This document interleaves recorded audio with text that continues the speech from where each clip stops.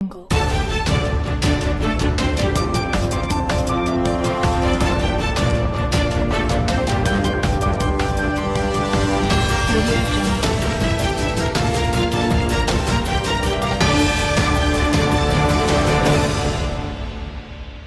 నమస్కారం. నేను మీ డాక్టర్ కత్తి కిరణ్. విసిఎన్ వార్తలకు స్వాగతం. ముందుగా ముఖ్యాంశాలు. మొక్కజొన్న జొన్న కొనుగోలు కేంద్రాలు ఏర్పాటు చేయాలని వ్యవసాయ శాఖ మంత్రికి విన్నవించుకున్న మాజీ డీసీసీ అధ్యక్షులు కూచాడి శ్రీహర్రావు.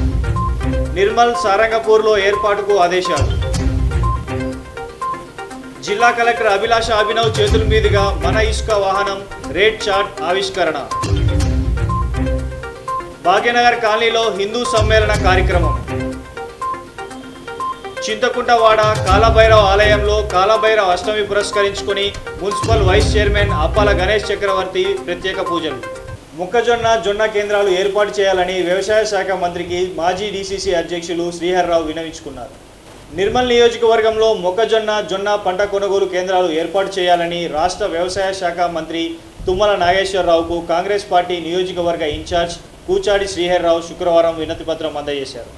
నియోజకవర్గంలో మొక్కజొన్న పంటను విస్తారంగా రైతులు సాగు చేశారని, కొనుగోలు కేంద్రాలు లేక ఇబ్బందులు పడుతున్నారని మంత్రి దృష్టికి తీసుకెళ్లారు. మొత్తం 10 కేంద్రాలు ఏర్పాటు చేస్తే రైతులకు శ్రేయస్కరంగా ఉంటుందని పేర్కొన్నారు. స్పందించిన మంత్రి మొదటి విడతగా నిర్మల్ సారంగపూర్ మార్కెట్ యార్డ్లో కొనుగోలు కేంద్రాలు వెంటనే ప్రారంభించాలని సంబంధిత అధికారులను ఆదేశించారు. జిల్లా కలెక్టర్ అభిలాష అభినవ్ ఇసుక వాహనం రేట్ చార్ట్ ఆవిష్కరించారు. జిల్లా కలెక్టర్ కార్యాలయంలో గురువారం అభిలాష అభినవ్ మన ఇసుక వాహనం కార్యక్రమాన్ని ప్రారంభించారు.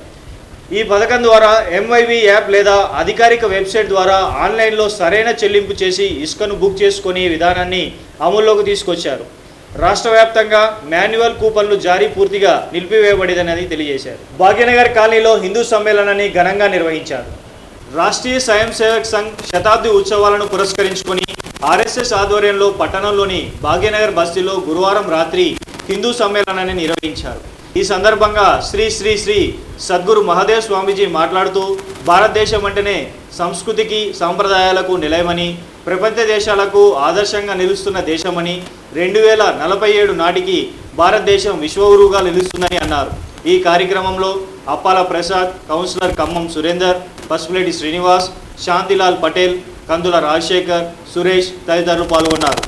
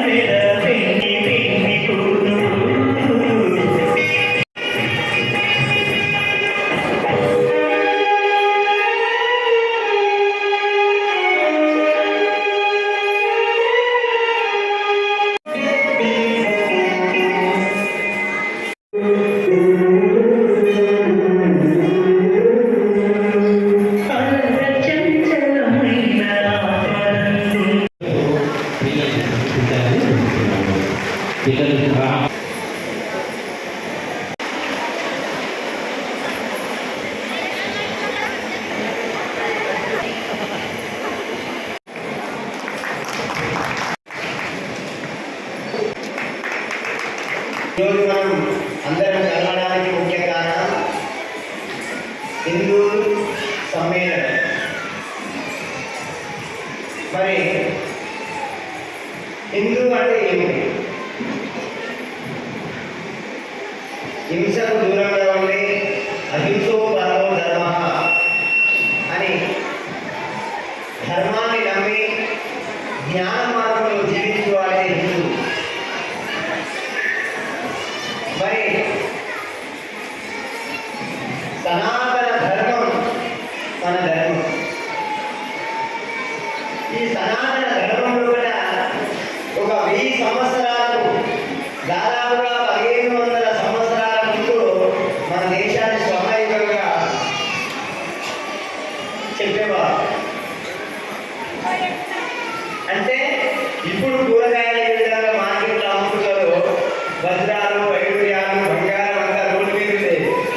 దేశంలో.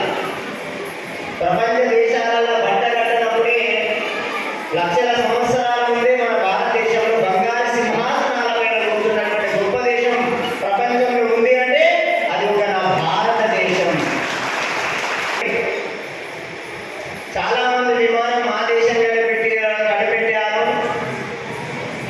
మరి 0 మేము కనిపెట్టామని చెప్తుంటారు. కానీ కొన్ని వేల లక్షల సంవత్సరాల నుండే ఆకాశంలో ఏముందో, నక్షత్రాలు ఎన్ని లక్షల కిలోమీటర్ల దూరంలో ఉన్నాయో, మరి ఏ ఆకారంలో ఉందో అప్పుడే మన యోగులు ఋషులు మునులు ఎప్పుడో చెప్పడం జరిగింది.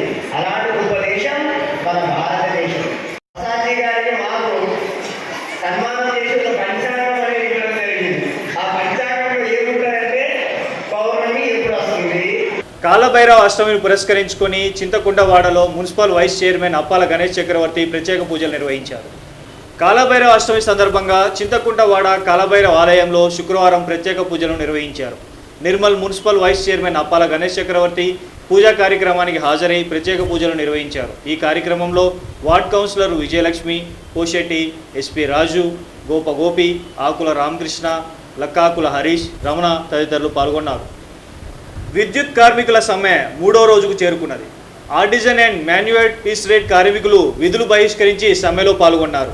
తమ డిమాండ్లు పరిష్కరించాలని, అర్హులకు పదోన్నతులు విలీనం చేయాలని, పీస్ రేట్ కార్మికులకు జీవో 11 ప్రకారం వేతనాలు చెల్లించాలని కోరారు.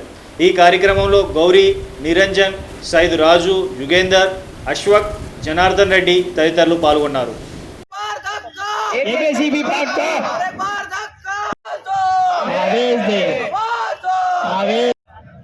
కార్మికుల ఐక్యత